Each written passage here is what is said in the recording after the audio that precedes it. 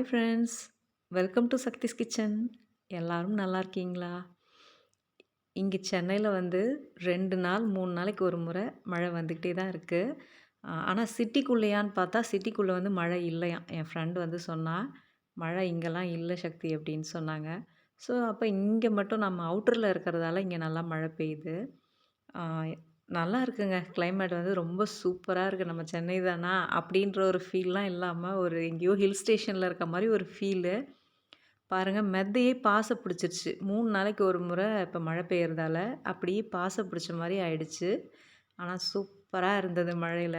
எப்பயுமே மழைன்னும்போது ஒண்ணு டீ இல்லன்னா பஜ்ஜி ஞாபகம் வரும். இந்த வாட்டி டீ குடிச்சாச்சு. ஆனா பிள்ளைங்க வந்து எனக்கு போளி செஞ்சு குடுங்கன்னு சொன்னாங்க. அதனால இன்னைக்கு போளி செஞ்சிடலாம் பருப்பு போளி அப்படின்னிட்டு இன்னைக்கு இந்த வீடியோவில் போலி தான் நம்ம எப்படி செய்யுதுன்னு பார்க்க போகிறோம்.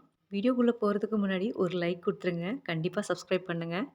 இன்றைக்கி பருப்பு போலின்றதால இன்றைக்கி நான் கடலைப்பருப்பு 1 கிளாஸ் அளவு நான் ஊற வச்சுருக்கேன். இது ஒரு மணி நேரம் ஊறிடுச்சு. இது ஒரு 3 டைம் வாஷ் பண்ணி 1 ஹவர் ஊற வச்சு குக்கரில் 2 விசில் வர்ற மாதிரி நம்ம வச்சிடலாம். இது வேகட்டும். அதுக்குள்ளே நம்ம மைதா மாவு பிசைஞ்சிக்கலாம். மைதா மாவு நீங்கள் சப்பாத்தி மாவை விட கொஞ்சம் ஒரு ஸ்டிக்கி கன்சிஸ்டன்சிக்கு நம்ம பிசைஞ்சிக்கிட்டா போதும். நீங்கள் ஃபஸ்ட் டைம் செய்கிறீங்கன்னா ரொம்ப ஸ்டிக்கியாக இல்லாமல் ஓரளவுக்கு அந்த சப்பாத்திக்கு அடுத்த கன்சிஸ்டன்சி தெரியும் இல்லையா உங்களுக்கு, அந்த மாதிரி பிசைஞ்சிக்கங்க. போக போக ரொம்பவே ஈஸியாக வந்துடும். 1 கப் மைதா மாவுக்கு தேவையான அளவு உப்பு, ஒரு 1/2 டீஸ்பூன் மஞ்சத்தூள் சேர்த்துக்கலாம். இந்த மஞ்சத்தூள் சேர்த்துட்டு நல்லா இதை மிக்ஸ் பண்ணி விட்டுடுங்க. இப்போ இதை தண்ணி ஊற்றி நம்ம சப்பாத்திக்கு கொஞ்சம் அடுத்த ஸ்டேஜ் மாதிரி ஸ்டிக்கி கன்சிஸ்டன்சிக்கு நம்ம பிசைஞ்சிக்கலாம். எனக்கு அடிக்கடி செஞ்சு பழக்கன்றதால நான் இந்த அளவுக்கு பிசைஞ்சிருக்கேன். ஆனால் நீங்கள் வந்து கொஞ்சம் திக்காக பிசைஞ்சிக்கங்க. சப்பாத்திக்கு அடுத்த கன்சிஸ்டன்சியில் பிசைஞ்சிக்கங்க. இப்போ இதில் ரீஃபைண்ட் ஆயில் சேர்த்துக்கலாம். ரீஃபைண்ட் ஆயில் சேர்க்கும்போது நல்லா சாஃப்டாக அந்த வாசனை இல்லாமல் நல்லாயிருக்கும். இது வந்து இந்த அளவுக்கு ஊற்றிக்கிட்டு நல்லா ஊறட்டும். இது ஒரு 3 மணி நேரம் 4 மணி நேரம் ஊறுச்சுன்னா உங்களுக்கு போளி வந்து அவ்வளோ டேஸ்ட்டாக சாஃப்டாக கடையில் கிடைக்கிற மாதிரி அவ்வளோ சூப்பராக வரும். இது 3 மணி நேரம் ஊறட்டும்.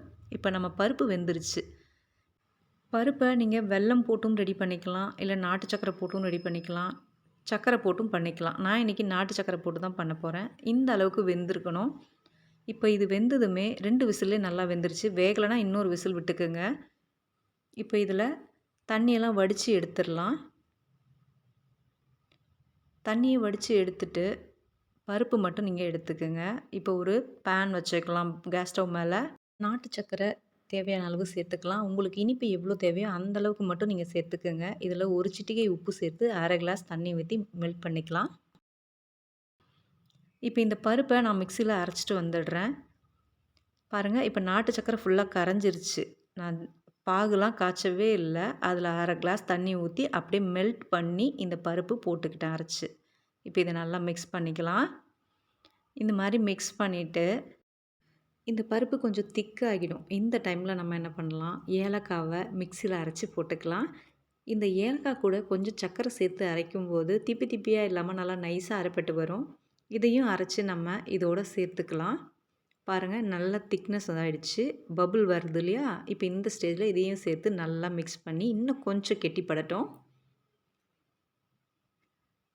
அவ்வளோதாங்க. இதோ இந்த அளவுக்கு கெட்டியானா போதும். அல்வா பதம்னு சொல்லுவோம் இல்லையா? அந்த மாதிரி வந்தால் போதும். இப்போ நம்ம கேஸ் ஸ்டவ் ஆஃப் பண்ணிவிட்டு இது ஆறட்டும். அப்படியே விட்டுடலாம். ஆறுனதுமே இந்த மாதிரி நம்ம உருண்டை பிடிச்சிக்கலாம். உங்களுக்கு எவ்வளோ சைஸ் வேணுமோ நீங்கள் அந்த அளவுக்கு இந்த பூரணத்தை உருண்டை பண்ணி வச்சுக்கோங்க. இப்போ மாவு எடுத்துக்கலாம். பசைஞ்சு வச்சோம் இல்லையா? இந்த மைதா மாவு 3 மணி நேரம் ஊறினதால நல்லா சாஃப்டாக இருக்கும். லைட்டாக அப்படி தட்டிக்கங்க. தட்டிட்டு சென்டரில் இந்த உருண்டையை எடுத்து வச்சுக்கலாம். பருப்பு உருண்டையை இதை அப்படியே இந்த மாதிரி மாவில் க்ளோஸ் பண்ணிக்கோங்க.